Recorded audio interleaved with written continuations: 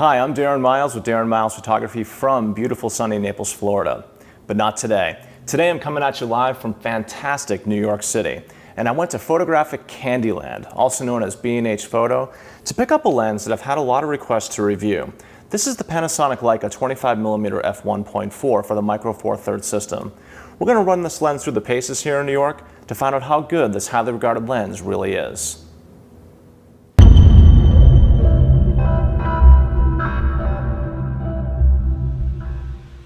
Outside of maybe Olympus's 75mm f1.8, very few Micro Four Thirds lenses have had this kind of praise heaped upon them as the Panasonic Leica 25mm f1.4. At 25mm, the Panasonic represents a fast 50 for the Micro Four Thirds system. Is it possible for such a lens to live up to the immense praise that's been heaped upon it? Well, over the next 5 or 10 minutes, we're going to run the 25mm through a series of tests to find out. By the way, a brief disclaimer. I was shooting this review on my own in New York City for big chunks of the video, and you'll note that in parts, the video is, well, it's slightly out of focus. My apologies in advance, but this review sure does make the case for Canon's new 70D and its continuous autofocus system. Now with that out of the way, let's get on to the review. Alright, well first up is build quality. It's made out of plastic, but it doesn't feel cheap. The focus ring is really smooth and well dampened. It's on the biggest side for a Micro Four Thirds lens, as it protrudes much more than the Panasonic 21.7, and it certainly makes the OM-D a little bit less compact. On the inside, there are 9 elements in 7 groups. It comes in at 200 grams or just over 7 ounces, making it light and well balanced on the OM-D that I have it mated to here. The lens hood is also a really nice grade of plastic. It does have a nice snug fit on the front of the lens, which is kind of cool. And on the downside, it's not weather sealed, but that's really not a big surprise. All in, the Panasonic is a nice, tightly assembled package. For the build, we're going to give it a 9 out of 10.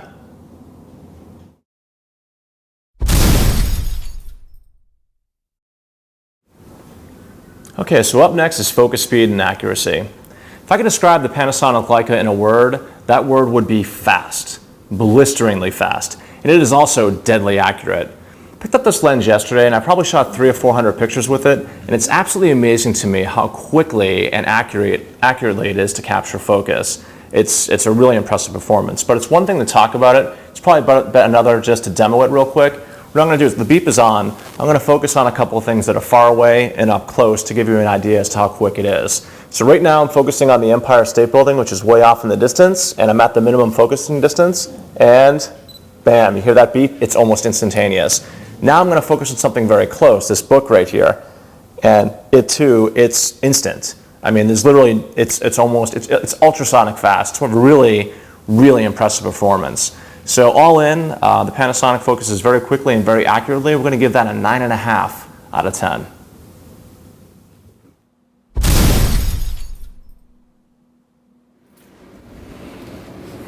Okay, well up next is optical quality and the quality of the results. I've been in New York for the last 2 days, and I have to say I've been able to produce images with stunning clarity and sharpness with the 25mm f1.4.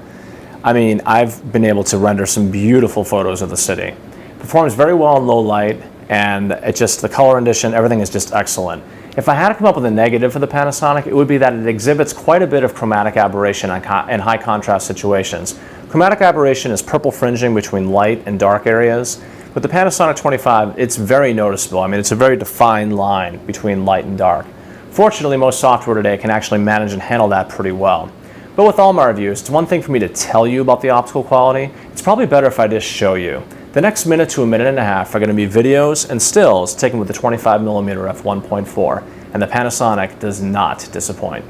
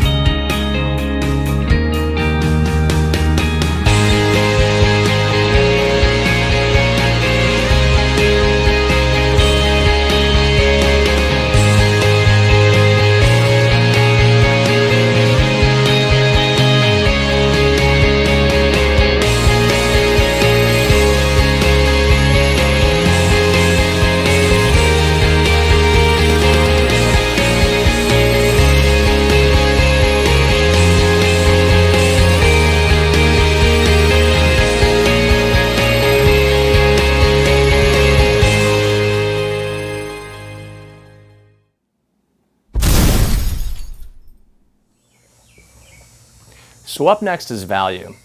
At $628 new, the Panasonic 25mm is definitely on the higher end for micro four thirds lenses. I bought mine used from B&H for $439, which to me represents a pretty good value. Given its build quality, its sharpness across the frame, and its quick and accurate autofocus, the 25 certainly lives up to its reputation as a stellar performer.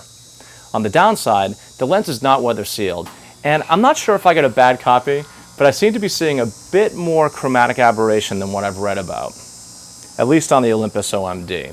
Because I understand that with the Panasonic body, the Panasonic lenses, or I should say the Panasonic bodies, have built-in lens aberration correction.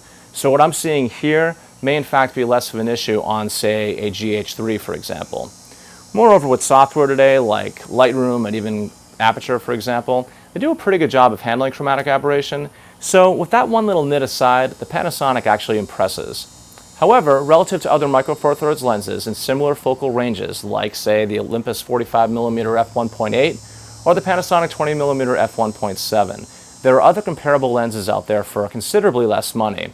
But that doesn't take away from the performance of the 25, which focuses quite a bit faster and is built a lot better.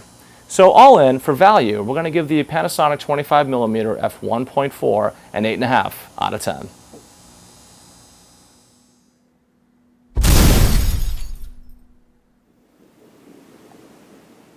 Okay, it's time to draw some conclusions and wrap this thing up for the Panasonic Leica 25mm f1.4. In a nutshell, the build quality. It's a nice, tightly assembled package. The focus ring is smooth and really well dampened. The lens feels perfectly balanced on an Olympus OM-D, and it comes with a lens hood. Yes!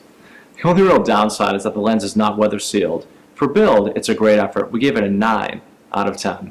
Autofocus speed and accuracy. One word to describe this: fast and very accurate. Panasonic locks focus quickly with amazing precision. It's Canon ultrasonic quick. It may even be a bit faster. We gave it a 9.5 out of 10. Optical quality and the quality of the results. With my copy anyway, the amount of chromatic aberration is a bit disappointing. But with some software adjustments, I can eliminate a lot of it. But straight out of camera, I'd be lying if I said the chromatic aberrations weren't a disappointment. That nit aside, the photos themselves are sharp and crisp, even wide open at f1.4.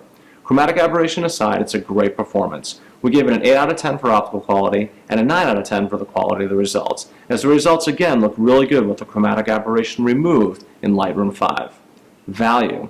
When you consider there are other primes in similar focal ranges available for the Micro Four Thirds system for considerably less money, namely the Olympus 45mm and the Panasonic 20mm, then the 25 begins to look a little bit suspect as a great value. It's certainly not a bad value, but at $628, it's out there as a premium lens offering, and it also carries the Leica badge in its name. And if you're going to put that name in a lens, there's a bit of a reputation to live up to. So in that sense, for value, the 25 falls a little bit short. We gave it an 8.5. Overall, it's a 44 out of 50 and gets our recommended rating. The final word. If you're going to carry the Leica name badge in a lens, then watch out, as expectations, fairly or unfairly, are automatically going to be high. The 25mm f1.4 is no doubt a great lens, and in my opinion mostly lives up to the hype that's been heaped upon it.